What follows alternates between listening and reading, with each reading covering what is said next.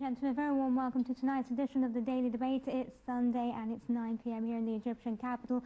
I'm Nancy Sarah Barakat. On the program tonight, we'll be taking a closer look at the heinous terrorist attacks that shocked France, Europe and the world over 3 days and left 17 people dead.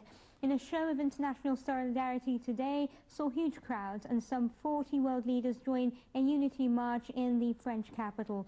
About 2,000 police officers and 1,350 soldiers were deployed in the capital, Paris, to protect more than 1 million marchers.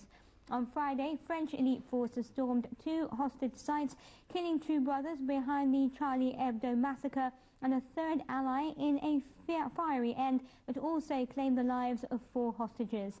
The killings brought a dramatic end to days of terror that began on Wednesday when the heavily armed Cauchy brothers burst into the satirical magazine's offices and slaughtered some of France's most beloved cartoonists.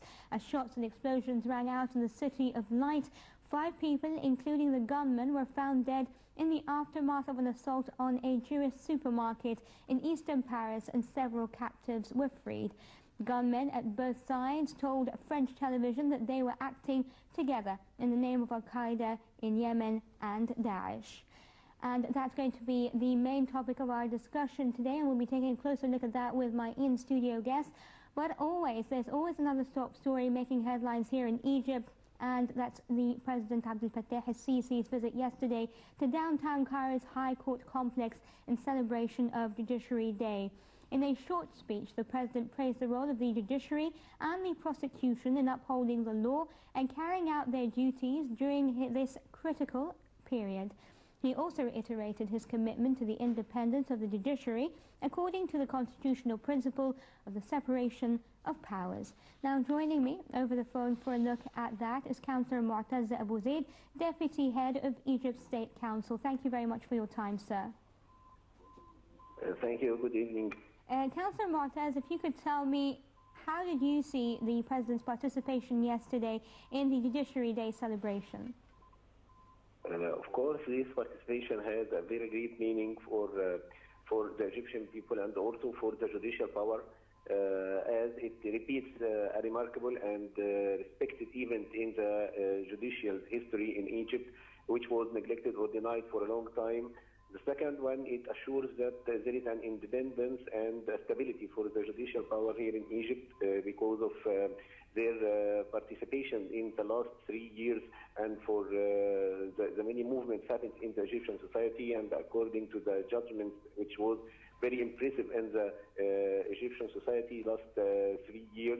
And for another reason, it gives a very deep importance for this important body in the 3 powers of Egypt, and of course happening in the Court of Cassation in Egypt, which is a very respected and ancient judicial building, has an impressive and deep meaning for both of the Egyptian people and the Egyptian judges. So what do you think were some of the most important points made by the President during his speech? Sorry? What do you think were some of the most important points that the President made during his speech at the celebrations?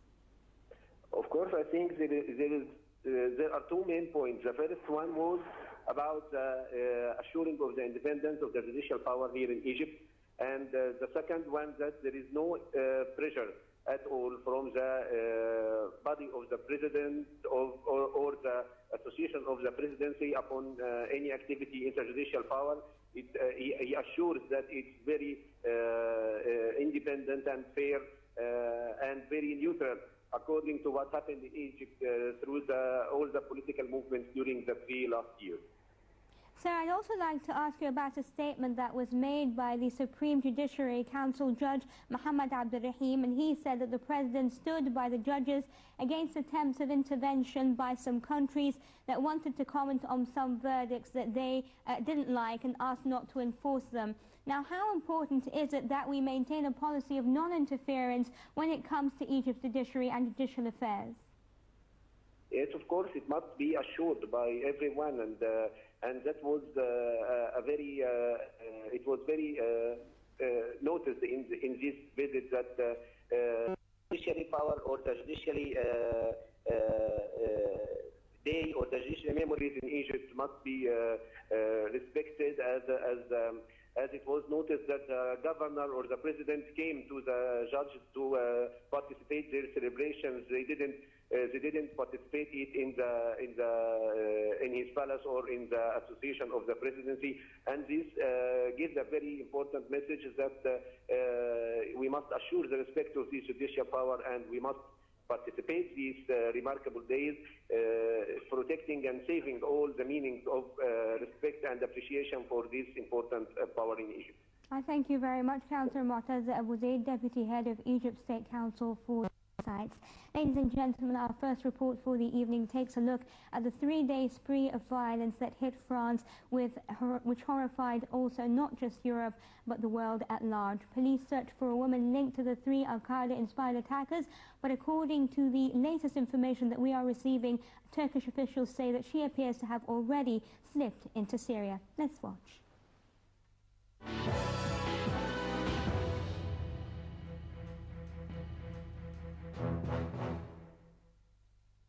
France is keeping its highest possible security level in the Greater Paris area in the wake of 3 days of terror that left 17 dead.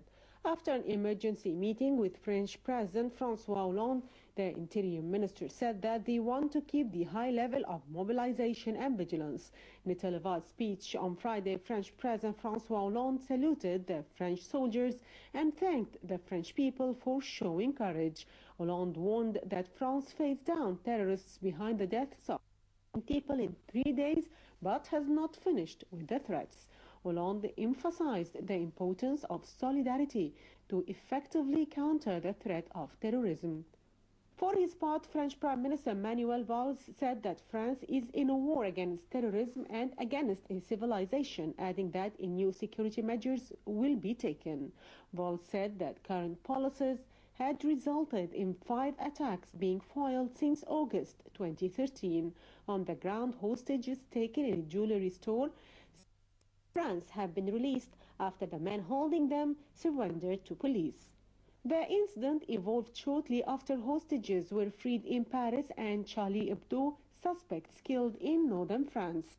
The dramatic climax to the standoffs brought to an end 53 hours of terror that began when the two brothers slaughtered 12 people at satirical magazine Charlie Hebdo in the bloodiest attack on French soil in half a century. French officials said that gunmen at both sieges told French television they were acting together in the name of Al-Qaeda terrorist group in Yemen and Daesh terrorist group. And in a highly unusual step, Hollande met far-right leader Marine Le Pen at the Élysée Palace on Friday as France gears up for a Republican march on Sunday, which draws hundreds of thousands, including British Prime Minister David Cameron and his Spanish counterpart, as well as Italy's Matteo Renzi. EU President Donald Tusk also joins the mass rally in Paris to show solidarity after the terror acts on the Charlie Hebdo magazine and a supermarket. The Interior Minister announced that a total of 88,000 security forces were mobilized across the country and that an international meeting on terrorism would take place in Paris on Sunday.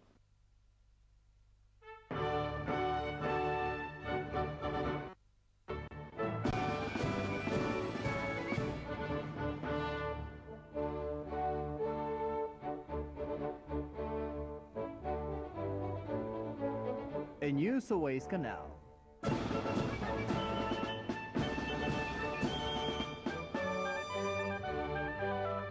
A national project.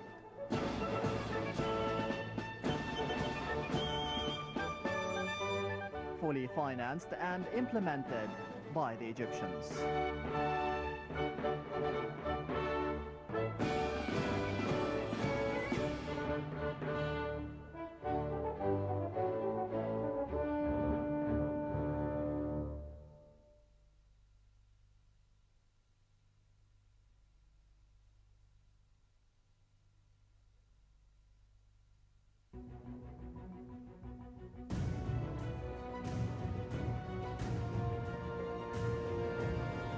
لازم هنتحرك ونتحرك بقوة عشان نخرج من من دايرة الفقر اللي احنا موجودين فيها. احنا بنسابق الزمن، احنا عايزين نبني بلدنا، عايزين يبقى في امل حقيقي، مش هنبيع وهم للناس لان احنا متأخرين قوي. طب والله العظيم احنا مستعدين نبيع نفسينا عشان خاطر مصر.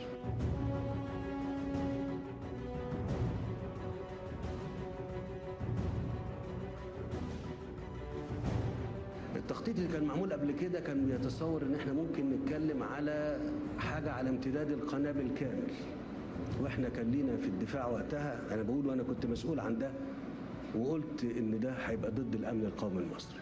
في المشروعات اللي هي خاصة بالقناة وحفر القناة وملكية القناة دي للمصريين.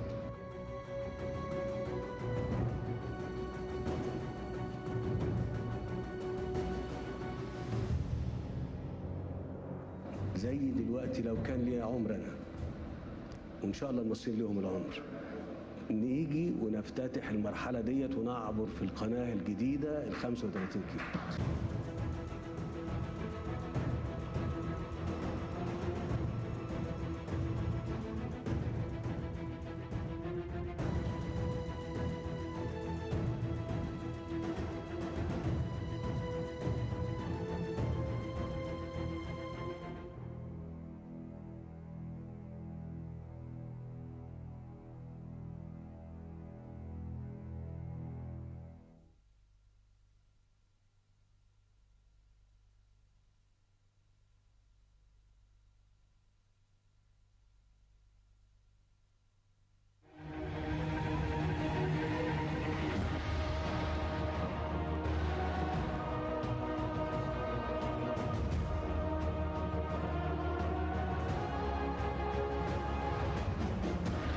لن تقوم مصر إلا بأبنائها.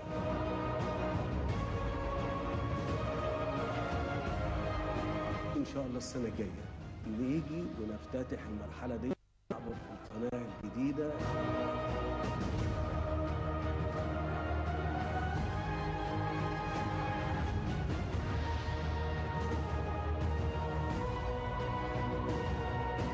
احنا ما عندناش وقت، احنا بنسابق الزمن عشان الولد الصغير ده يبقى ليه مستقبل.